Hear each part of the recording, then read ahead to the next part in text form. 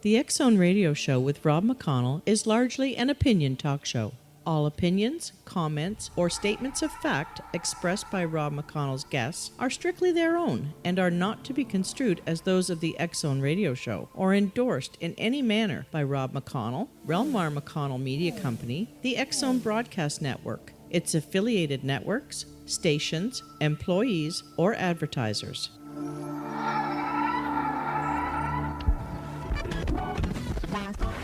All Hit Radio.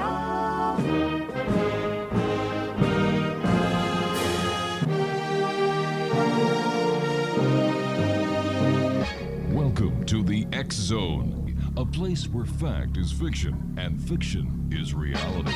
Now, here's your host, Rob McConnell.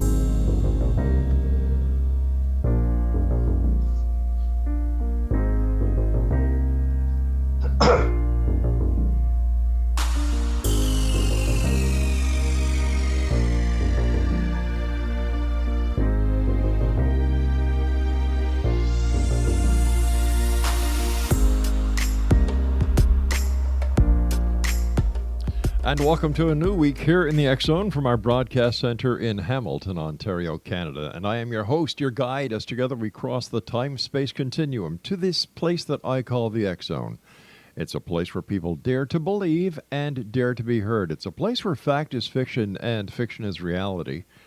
And the X Zone comes to you Monday through Friday from 10 p.m. Eastern until 2 a.m. Eastern, right here on the X Zone Broadcast Network and on Simul TV, Channel 21.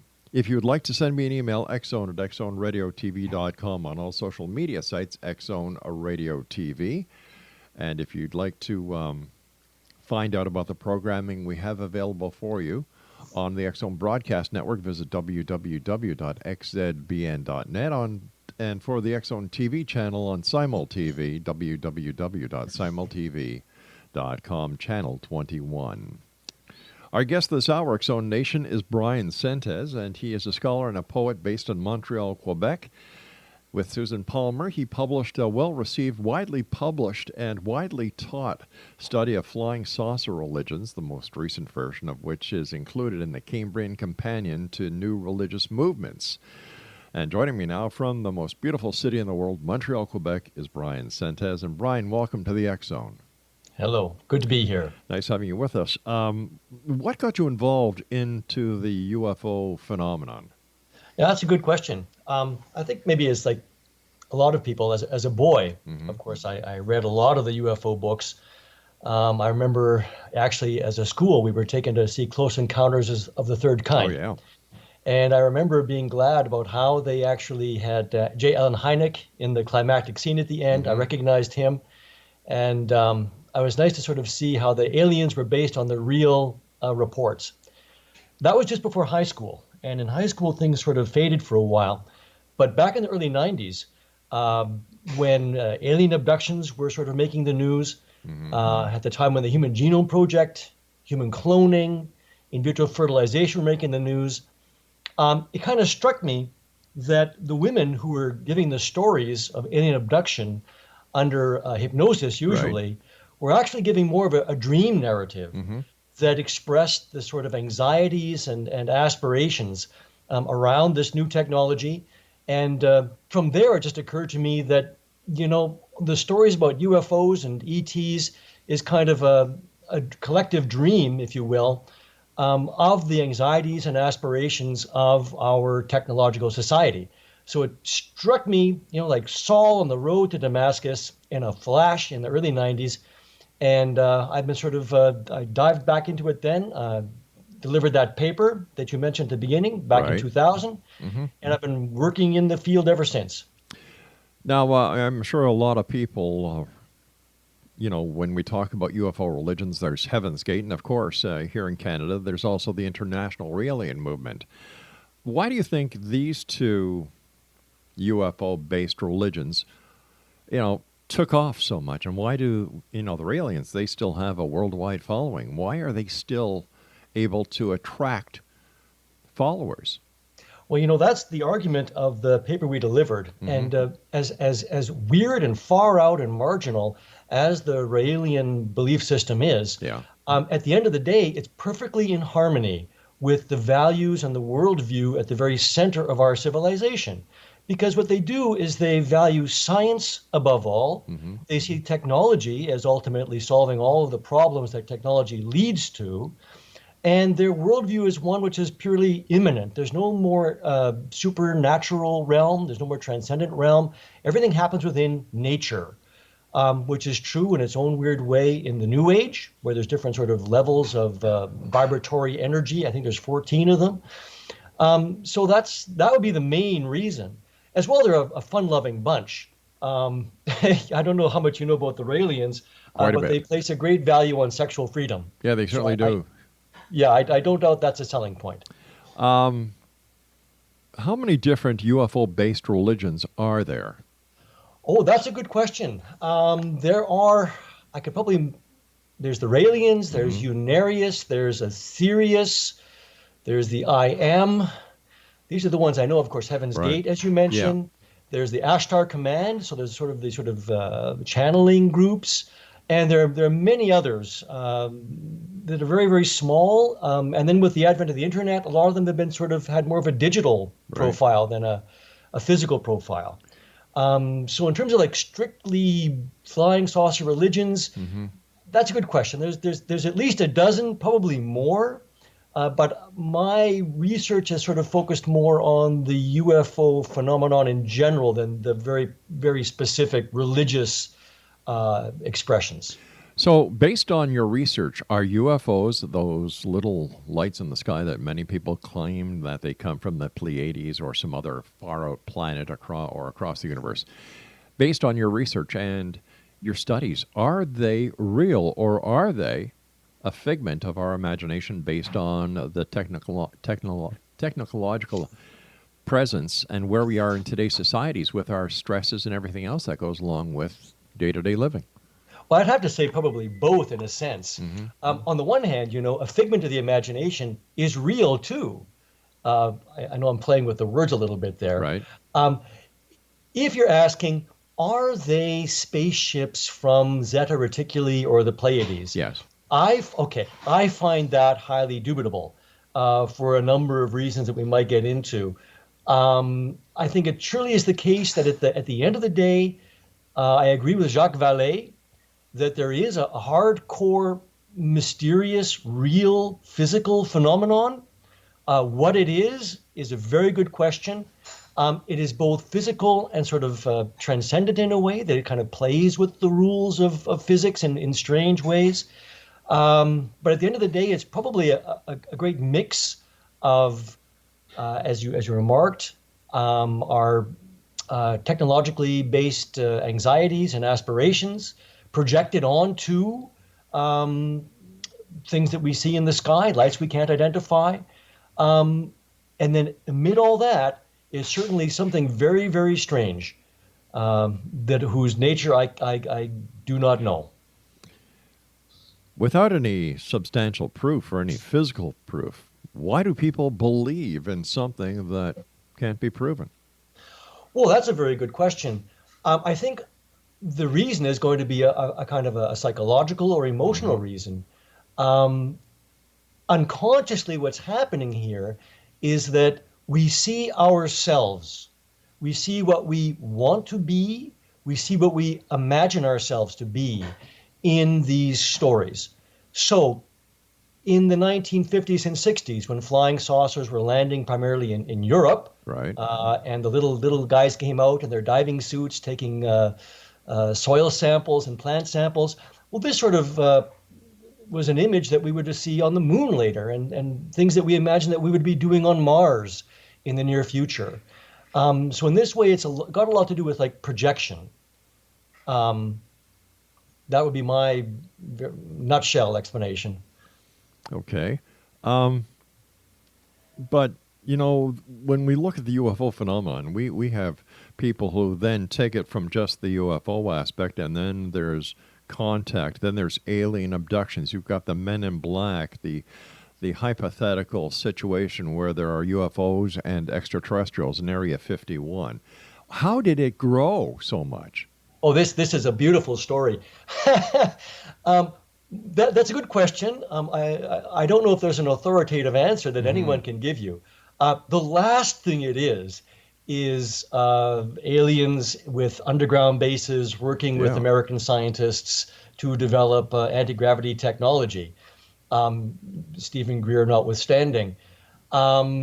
What is the case, and you get this in a great book by Mark Pilkington called Mirage Men, is it becomes very clear very quickly that the American Air Force, at the very least, picked up on the UFO mythology and began to use it for various intelligence ends.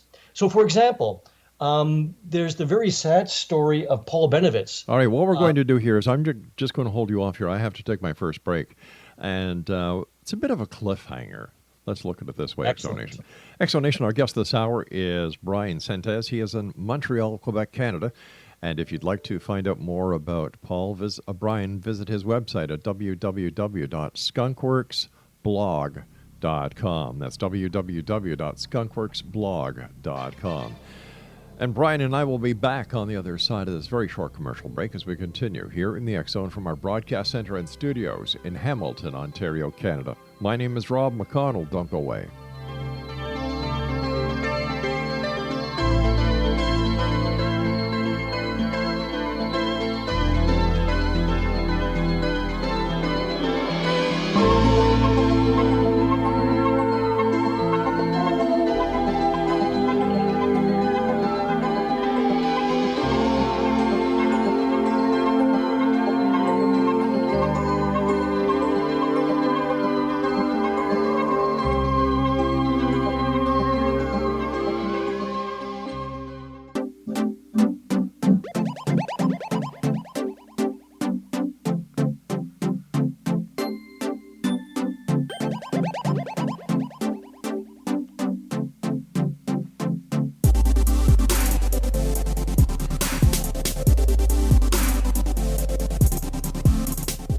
Exonation, BRYAN Sentes is our special guest this hour, www.skunkworksblog.com.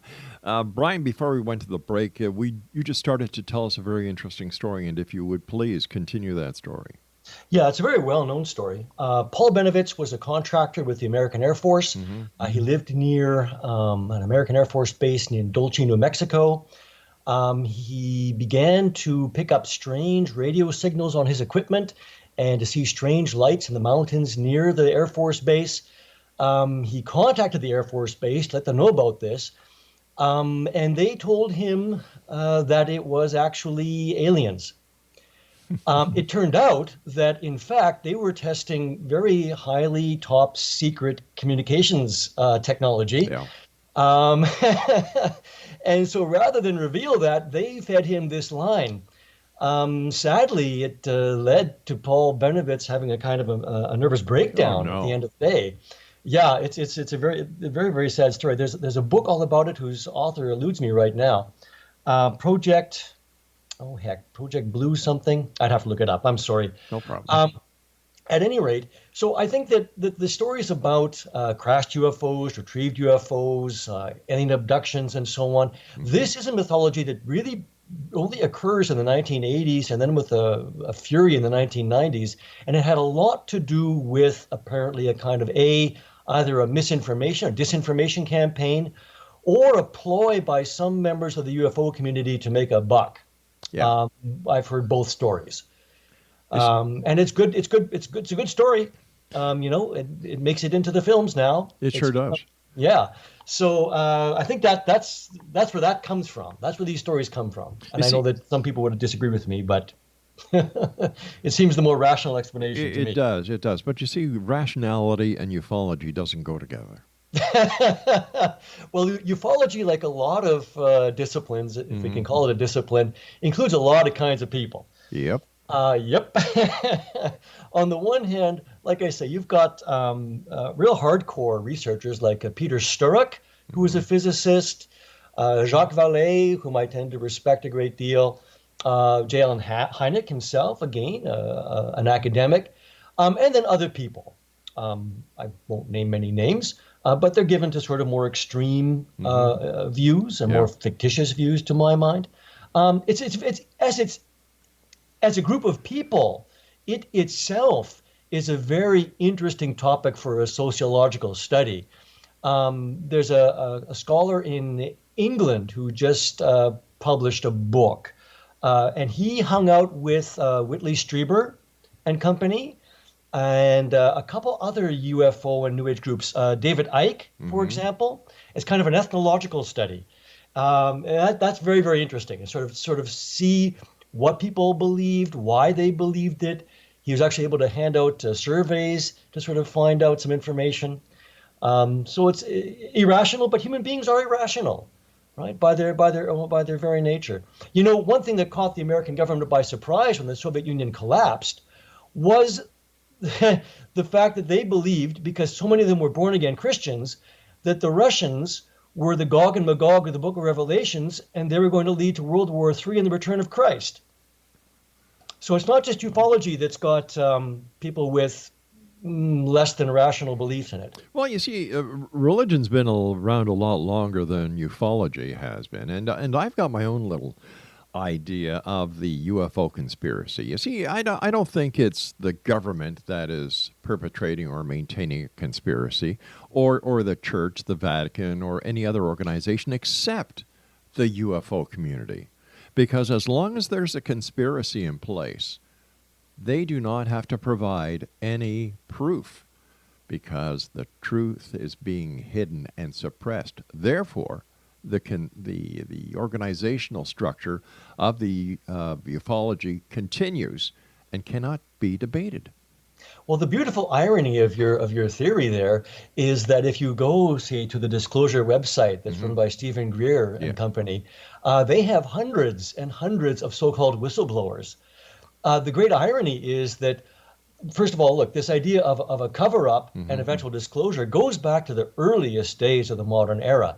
Donald Kehoe's very first book, The Flying Saucers Are Real, points this out, and he wrote a book called The Flying Saucer Conspiracy. And so what's strange is there's always been this idea that the government knows what's going on, the Air Force knows what's going on. They're not telling us, but they're going to slowly reveal it to us, while at the same time you have this story, right, of the cover-up being told to Donald Kehoe by insiders. You have these files being leaked, being discovered, being released under the Freedom of Information Act. You have these whistleblowers.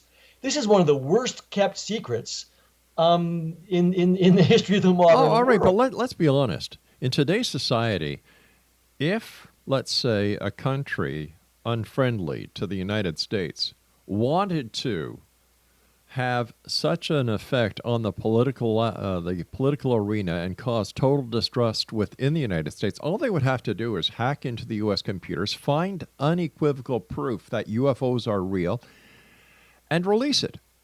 But that hasn't happened, and I don't give Stephen Greer very much credit. I really don't. I really don't. And all his little whistleblowers and all the little people who say that the government is out to get them, I think that these people need psychological help, not by the woo-woos on the internet. I mean hardcore mental practitioners, because I think they have screw looses. Yeah. Listen, I agree. Yeah. I don't think the whistleblowers are really revealing anything. Yeah. And if they are, they're either well, again, it's hard to say. Yeah, it is. Either they're lying, they're fabulating, they've been lied to, right? But keep in mind, there was a very famous case of a British hacker a few years ago were claimed to have broken into, I think, NASA and downloaded precisely the kind of information you're talking about. But of course, that's the kind of honeypot that if you were an IT specialist, you'd want to have in place precisely for the people who go looking for it. But we also know for a fact that China and Russia have hacked into the U.S. government computers. Yes. And they have released very damaging information. So, and I'm sure the U.S. is no better when it comes to hacking other countries' computers. That, if they found the information that, let's say, Russia or China was suppressing the truth about UFOs, that there would be hackers who would release it. It just doesn't make sense. Yeah. On the one hand, the people who believe in the conspiracy, they've always got an answer to that. Oh, sure they do. And one answer is that the Russians and the Chinese and the Americans are all in cahoots with the aliens. On the other hand, the Russians and Chinese or any other unfriendly foreign power doesn't need to turn the people against the American government. One of the really unnerving aspects of this whole story is the way that the UFO conspiracy community dovetailed in with the sort of militia movement, right, in the 90s, the people involved with Waco and the Timothy McVeigh. Yeah. Timothy McVeigh, in the days leading up to his execution, watched the film Contact 6 times.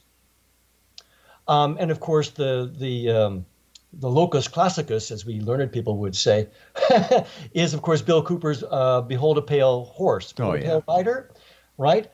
This book from 1990, which is a nightmare synthesis of precisely this anti-government, posse comitatus, militia movement mentality with the UFO alien abduction conspiracy theory. And that's still with us. But let's face it, Brian. Today, that sells. Follow the money. There is money being made by the people who write the books about government conspiracies and cover-ups. There is money that is being made at these exhibitions and these symposiums and these lectures around the United States and everywhere else. David Icke has just released his film, for goodness sake, that's coming up. There's big money in ufology. There's big money in the para-tourism industry these days. I think there's more snake oil being sold today within the UFO community than there is any credibility. Well, this is very interesting. I think on the one hand, someone like David Icke is a very special case. He's a wingnut.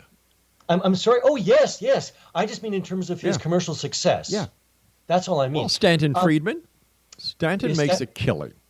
Did he make a killing? Oh, he's retired now. Oh, he's making a killing every time he's flown places. He's put up in hotels. He's his accommodations and his meals are paid for, and he gets a speaker's fee.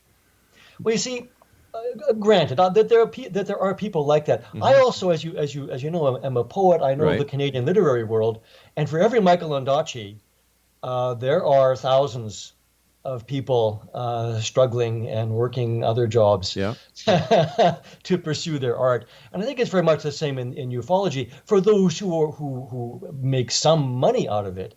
What's more interesting is it as a kind of social movement. What is interesting, I'm reading Kripal's Kripal, I don't know how to pronounce his name, Kripal's and Stryber's Supernatural. All right, we've got to take that break again, so please stand by. Exo Nation, BRYAN SENTES is our special guest this hour. If you'd like to find out more about BRYAN, visit his website at www.skunkworksblog.com. Don't forget, the X-Chronicles newspaper is available for one and all online with our compliments at www.xchroniclesnewspaper.com. To find out all about the X-Zone Broadcast Network and our 24/7, 365 broadcast schedule, go to www.xzbn.net.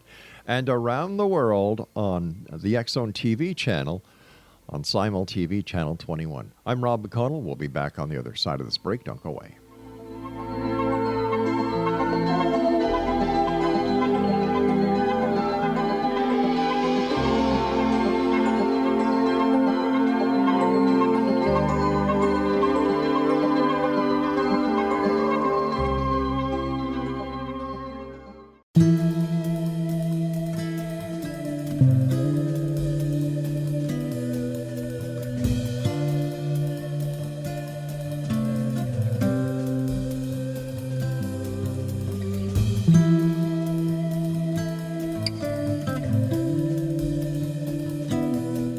Welcome back, everyone. BRYAN SENTES is our special guest. His website is skunkworksblog.com. Speaking about David Icke, and not only does he have his movie coming out, I believe the trailer is available, and he is going to be hitting the theaters in the very near future. I remember doing my show from, News Talk 610, CKTB in St. Catharines, where I was the executive producer of programming. And I would do the X-Zone from 10 o'clock at night to 2 o'clock in the morning over there. And David Icke was going to be a guest on my show. I had the Niagara Regional Police contact me to see if he was going to be actually in St. Catharines. And I said, no, it's going to be a telephone interview. And I said to the officer, I said, is there a problem? He said, if there wasn't a problem, I would not be calling you. Okay. I said, no, sir, it's going to be a telephone interview. And he said, all right. We just want to make sure. Well, I came to the station about an hour and a half prior to my show, and there was an unmarked police car with 2 police detectives in front of the station for the duration of the show. Interesting. I do know that he was recently barred from speaking in Australia because of supposed anti-Semitic remarks. Mm-hmm. His anti-Semitism is questionable and problematic. But he's making money with this. Yes. It's his shtick. And yes. Earlier you were talking about how hard authors work. And there's, that you've got the odd author who makes it, and then you've got thousands who don't. And my heart goes out to them because I know for a fact there are a lot of great authors out there who don't get the break they need. However, in the UFO community, there are dedicated TV channels spreading their work, creating the demand for these speakers, creating the demand for their books, creating the demand for them to have public appearances. Authors don't have that. Well, we do, but not in quite the same way because our medium is a little old-fashioned in that regard. Although, on the other hand, I mean, just to quickly remark, Sure. there are some poets, Instagram poets is what they're called, and they publish their work online, and they have sales of their poetry books literally in the millions. Mm-hmm. Okay, so they're very rare again, and that's because of a media shift. Yeah. At the end of the day, though, I mean, on the one hand, you're perfectly correct. There is this sort of commodity side, right? This commercial side of the ufological, which I have to argue, at the end of the day, it pales compared to the kind of money that Men in Black or I understand, in, right? but Hollywood is all part of the media, and when Hollywood produces something, there's a lot of spin-offs, and a lot of these spin-offs can be found in today's UFO community, like Daryl Sims. Let me see who else can. And people like Sims, and I could go on and on. I've been doing this show now for 30 years, 5 nights a week, 4 hours a night. People say, well, Rob, how come you do your show if you don't believe? I'm looking for the truth. Yes. Plain and simple. If it's there, let's find it. If not, let's expose it. Well, what's interesting for me is that the truth is the social phenomenon. Exactly. Right? That's what's really quite striking. Mm-hmm.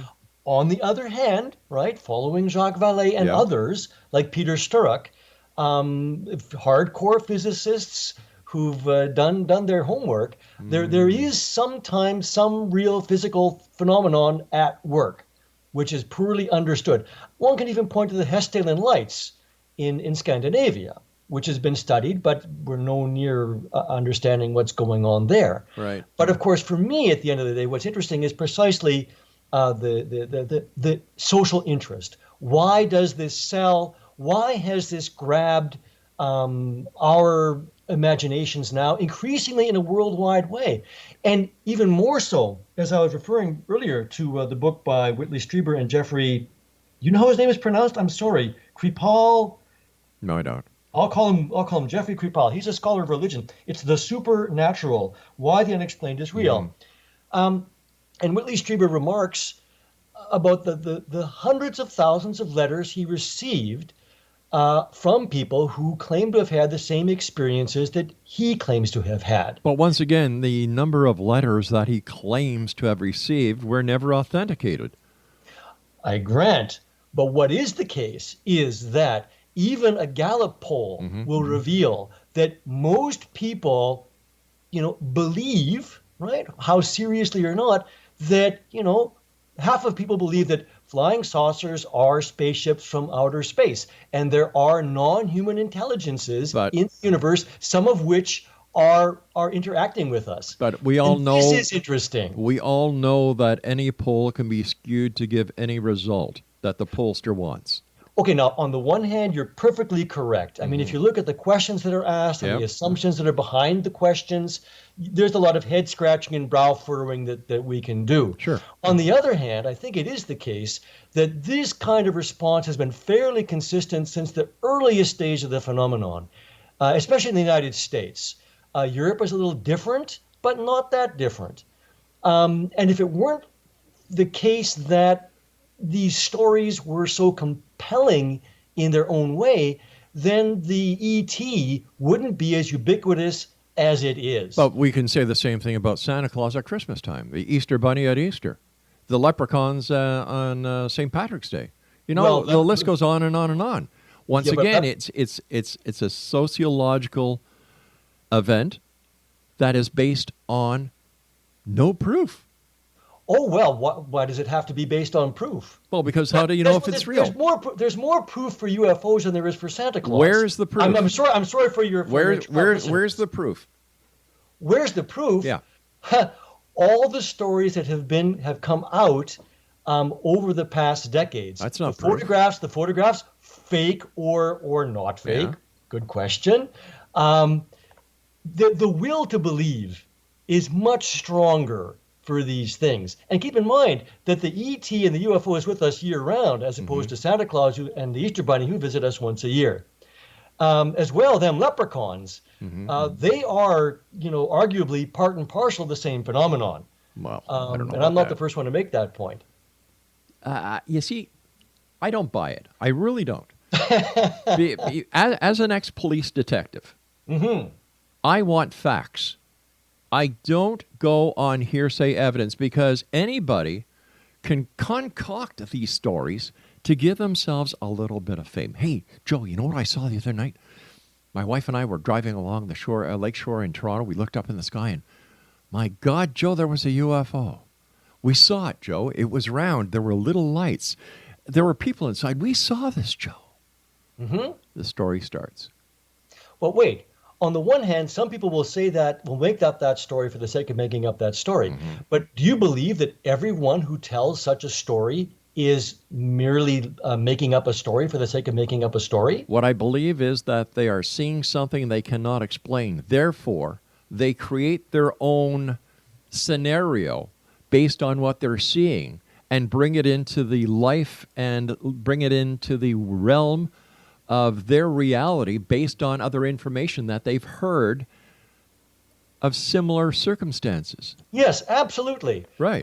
What you're putting forward here, ufologists call the psychosocial hypothesis. And it's for this reason that in the 1890s, right, there were strange lights in the sky over California, and people thought they were quote unquote airships. Yeah.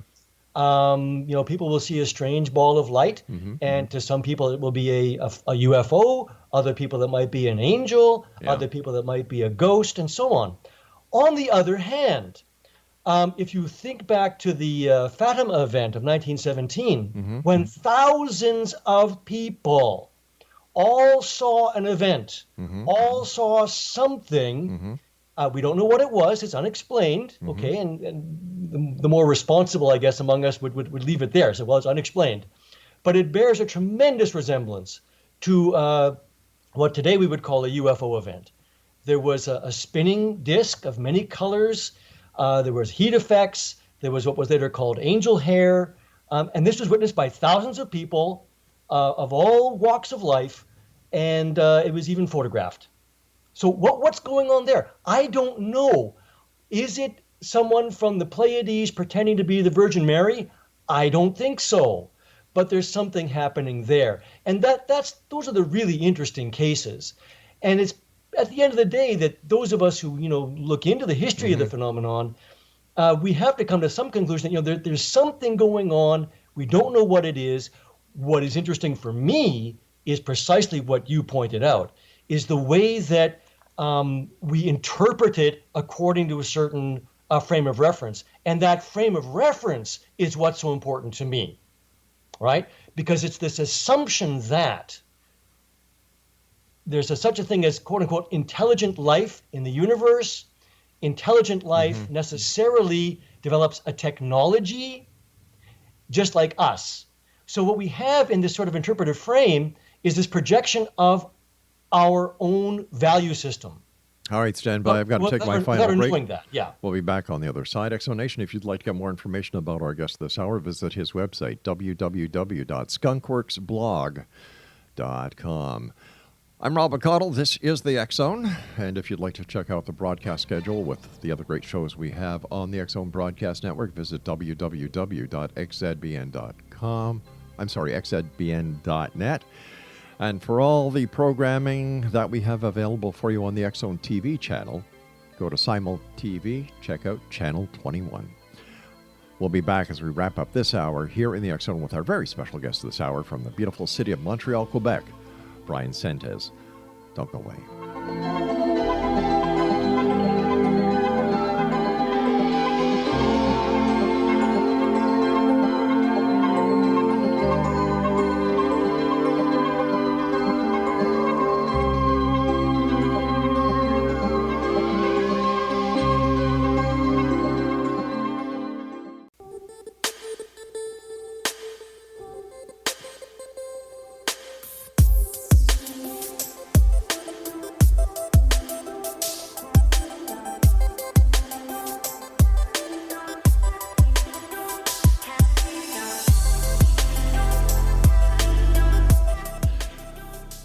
BRYAN SENTES is our special guest. And first of all, BRYAN, I want to thank you ever so much for coming on the show. I have thoroughly enjoyed our hour together, and I want to thank you for the great work that you do. Oh, thank you very much. I enjoyed it very much myself so far, indeed. So far. No surprises. Listen, BRYAN, is it possible that why ufology is so predominant these days is because people have lost faith in the established religious philosophies that have kept them going for so long? Oh, that's a very, very interesting observation. Here in Quebec, where I think you were raised here, if I remember correctly. That's right, yeah. You remember there was this thing called the Quiet Revolution. Quebec used to be dominated by the Roman Catholic Church until the 1950s, and then it sort of threw that off. And now it's a very secular society, but it's also the province with the highest number of new religious movements. And perhaps the same thing is going on in general, as you point out, that the UFO as a kind of transcendent image, as perhaps carrying euphonauts who come from more advanced civilizations that have gone through the problems that we are suffering right now. They're coming to give us answers that we need. They're something supernatural, although they're technological. And so surely it is the case that with the sort of loss of traditional religions, although that's even debatable at a certain point, but you're right, with the kind of more secular society we have in the so-called West, UFOs certainly serve a religious function in that way, either in the kind of the New Age way that we had with George Adamski and so on in the 1950s with the Space Brothers, these tall blonde dudes coming out of the flying saucers. Or with sort of people like the SETI, with James Gilliland and so on, or Stephen Greer too. There's a weird sort of mixture of sort of New Age spirituality and sort of UFO paranoia conspiracy theory. It's a very, very interesting and heady mix. But at the end of the day, notice that we're simply projecting what we think we are beyond where we are. In other words, this has been my thesis for years now. The flying saucer is something technological, is a sign that technology will solve the problems technology leads to. And that I find a deeply problematic and deeply disturbing assumption. Yeah. Because at the end of the day, we're ending up with a kind of a sense that, well, if it can be done, it will be done. It also brings you to the point where I believe that humans are realizing that, hey, we're expendable. In what sense? Well, computers are going to take over. You've got artificial intelligence. You've got robots taking over the manufacturing industry. You've got ATMs taking over the banking industry. Well, it's true. I sometimes think the banks should pay me for doing the teller's job. That's a good idea. I'm going to vote for you. It is. The Raelians, they have a kind of a political arm called Paradism, I think it is. and they embrace automation. They think that robots will do all of our work, and we will be given a wonderful world of leisure and Yeah. paradisal material wealth resulting. Yeah, well, Yeah. See, it's funny. I teach college, and my students, they're young people. They're Yeah. 18, 19. And I ask them, why does technology change? And they say, well, it just advances, as if it's like the seasons changing. I say, no. You know why it changes? Investment. Technology is not something out of our control. It's something that, and we were talking about this earlier when it talks about making money. yes, Let's talk about Bill Gates. Let's talk about Mark Zuckerberg. big time. Let's talk about Google and DeepMind and AI. Why are these things being developed? Money. Money's going into it for the sake of money. And I think this is what gets occluded, dangerously so, Well, look. in the imagination of the UFO. Well, look at GM. Their profits soared as soon as they went to robotics and got rid of the manual labor. It's funny. That has been a problem since the Industrial Revolution. You might remember there were these people called the frame breakers in the 18th century, and they were called frame breakers because they were the people who used to do the weaving, and they were put out of work by the power looms. Yep. And they would break into the factories and break the frames of the power looms. So automation has been a problem for a long time. We don't mourn the fact that there aren't any typewriter repairmen or VHS repairmen anymore. And often it's the case that new jobs open up when old sort of manual jobs fall away. It's just that now things are happening so quickly. With globalization, things are exacerbated in a certain way. And so we're a lot more uneasy about automation, especially as it moves into, say, the newsroom, right? There are AIs which can write very, very simple sports stories now, for example. And people in the humanities, people like lawyers, for example, are like AI because it can help get rid of a lot of the drudge work that goes into it. But on the other hand, what happens to the people who want an articling position in a legal firm? So it's a persistent problem. I guess we'll have to ask the people from Zeta Reticuli or the Pleiades how they solved it. Two things. Number one, what is your opinion of Roswell? Give me an idea within 2 minutes, because I want to get you to read us a poem. Oh, well, I don't know if I can read you a poem about Roswell, but I can read you a poem about flying saucers. All right, read us a poem about flying saucers, then I'll ask you about Roswell. This is from the Work in Project. All right. Work in Progress. Okay, flying saucers. Tuesday, 3 in the afternoon, the 24th of June, 1947. Kenneth Arnold of Boise, rescue pilot, businessman, deputy sheriff, and federal marshal, U.S. Forest Serviceman.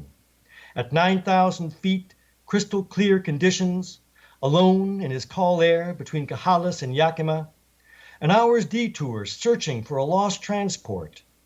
Out of the blue, a flash like just before mid-air crash made him look left, north of Mount Rainier, to see at 90 degrees, 9 seeming jet planes in a V pointed south.